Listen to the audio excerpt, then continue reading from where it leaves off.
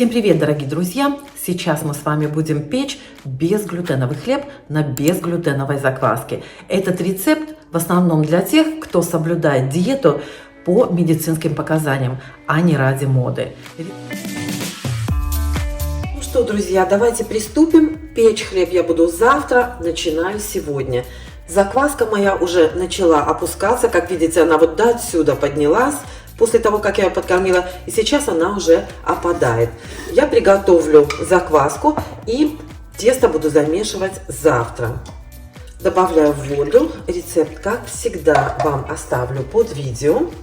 Закваску хорошо перемешаю, потому что все равно будем ее подкармливать. Имейте в виду, друзья, что для безглютенового хлеба всегда нужно больше закваски, чем для пшеничного хлеба. Поэтому не пугайтесь, если увидите в рецепте двойное, иногда тройное количество закваски.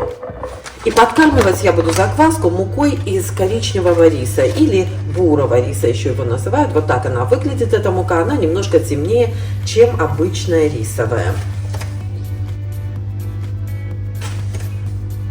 Это у меня посудомоечная там гудит, извините. На ночь уже включили. Так, все.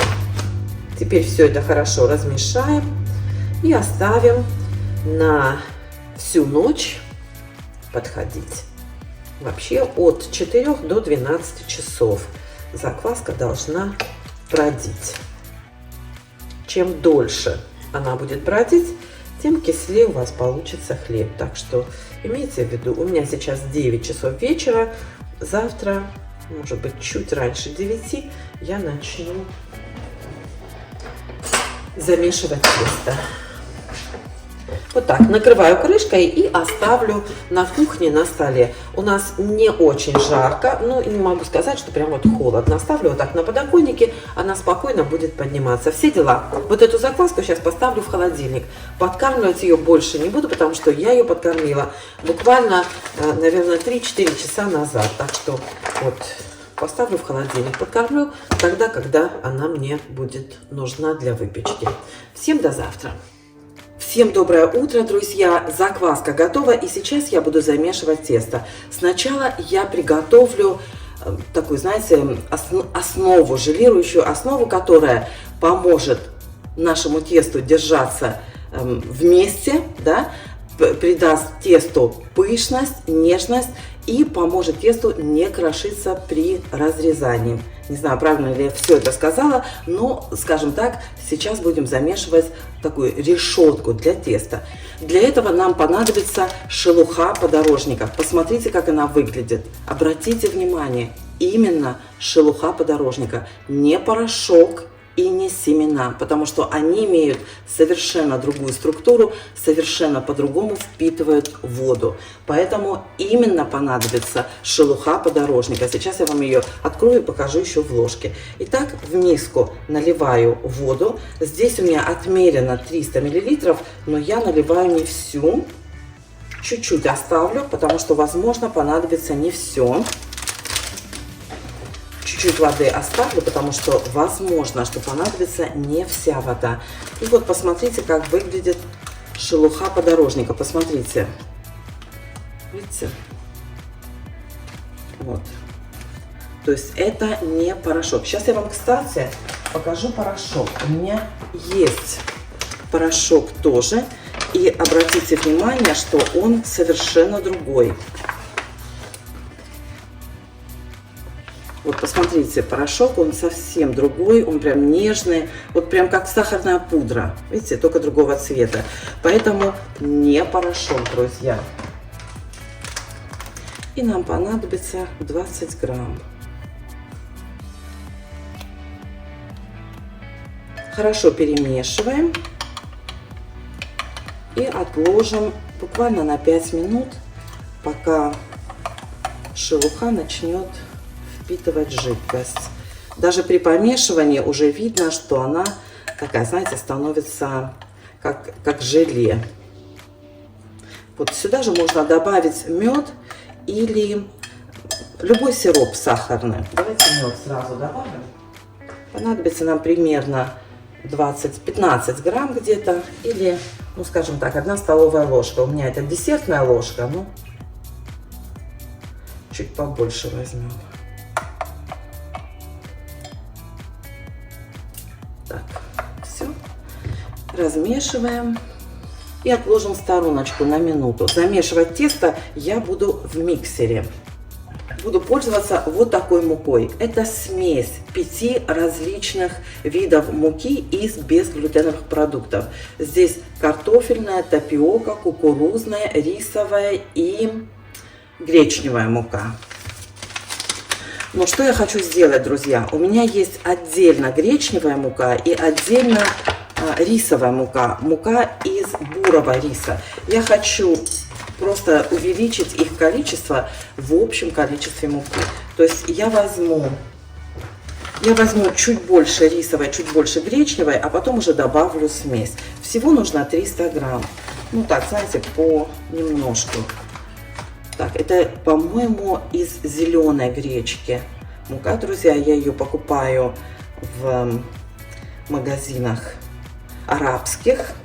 Вот, поэтому, если у вас нет гречневой муки, то можете сами перемолоть гречку. И теперь основное, и теперь дальше я уже досыплю, чтобы всего получилось 300 грамм. И давайте посмотрим, как выглядит наша закваска. Посмотрите, как выглядит закваска. Немножко расслоилась, кисленьким пахнет. То есть, чем дольше, как я вам сказала, чем дольше стоит закваска, тем более кислым будет хлеб. И сейчас мы с вами начнем перемешивать все продукты. Я делаю это просто все вместе смешиваю, потому что перемешивать буду в миксере все равно. Знаете, все равно все перемешается. Удобно все это делать лопаткой. Посмотрите, что у нас здесь получилось. Я уверена, что нужно добавить оставшуюся воду. Давайте мы так и сделаем. Кстати, соль не забыли, чтобы все равно как-то не всю я добавляю воду.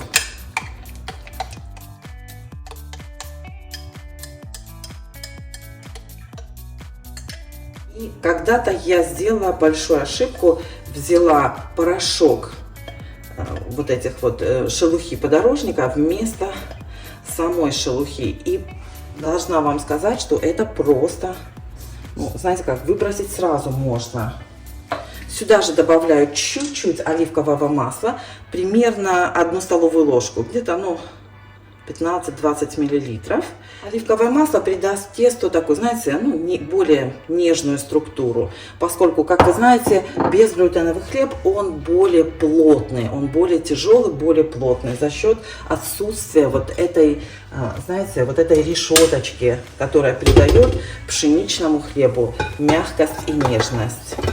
Вот и все. Перемешиваем примерно 3 минуты, 3-5.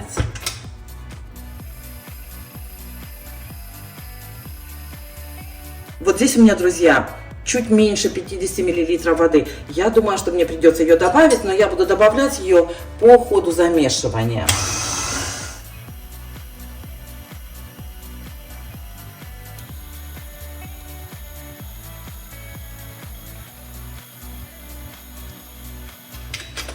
Сейчас я сниму со стеночек остатки теста. Да.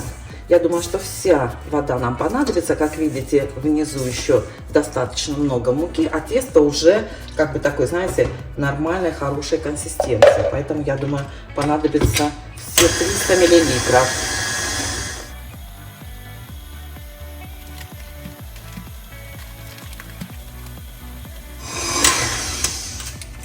Ну вот, друзья, обратите внимание, какое у нас получилось тесто. И сейчас я его переложу в форму для расстойки. Этот хлеб можно выпекать как на следующий день, так и вот сегодня вечером. То есть можно положить этот хлеб в холодильник и выпекать завтра. Мы будем печь его сегодня.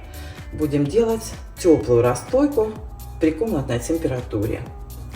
Вот и все, друзья. Посмотрите, какое получилось тесто. Сейчас я его выложу. Вот, посмотрите. Сейчас я его выложу на стол и будем перекладывать его в миску для расстойки. Присыпаю миску рисовой мукой, белого риса или бурого, неважно. Чуть-чуть бурого риса на стол.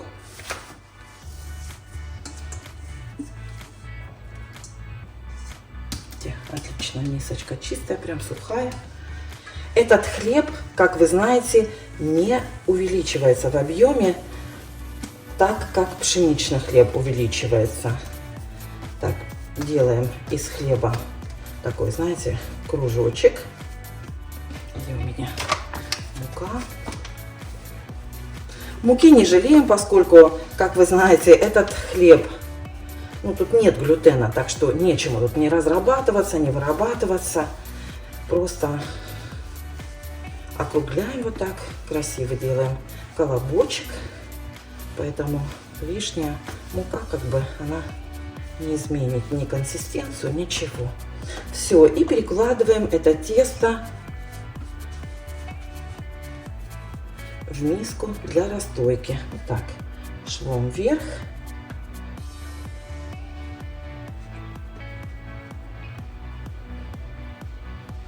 И вот теперь, друзья, на этой стадии эту заготовку теста можно поставить либо в холодильник на 12 часов, либо оставить подходить при комнатной температуре примерно на 4-6 часов, пока тесто полностью не займет миску. Оно не увеличится в объеме вдвое, как пшеничное тесто, но оно станет пышным и нежным. Даже может не занять полностью миску, но структура изменится, и тесто станет более таким нежным, более пышным, скажем так. Вот и все. Сейчас я накрою пленочкой, и оно у меня будет в теплом месте. Оптимальная температура для безглютенового хлеба примерно 25-30 градусов, поэтому в теплом месте будет подходить как минимум 4 часа. Вернусь к вам, когда все будет готово, и скажу, сколько времени это тесто у меня заняло.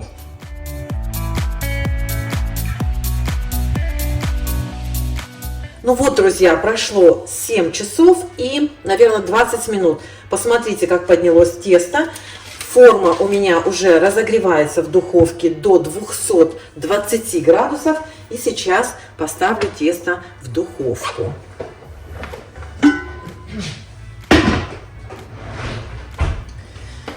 Так, этот хлеб мы будем выпекать при более низкой температуре. При температуре 220 градусов, и будем выпекать его под крышкой 45 минут. Посмотрите, какой хлеб, ну, тесто в смысле. Давайте вот так разрежем для разнообразия.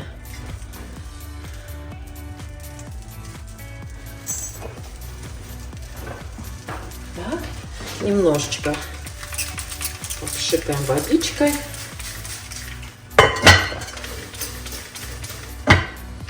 И в духовку на 45 минут при 220 градусах.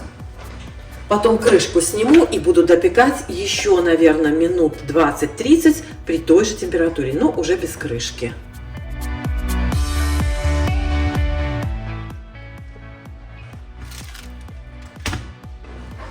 Так, все, друзья.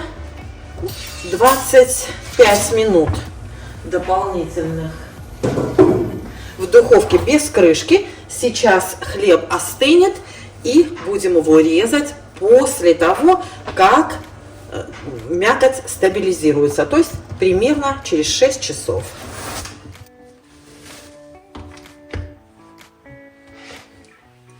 Ну что, друзья, давайте попробуем наш хлеб, посмотрим, что у нас получилось.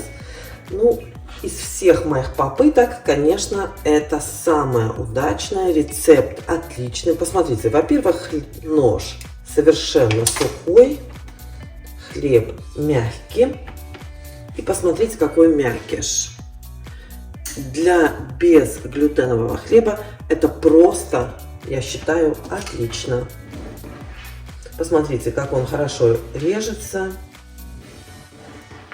Можно было дать хлебу подойти еще даже больше. Посмотрите, какой хлеб.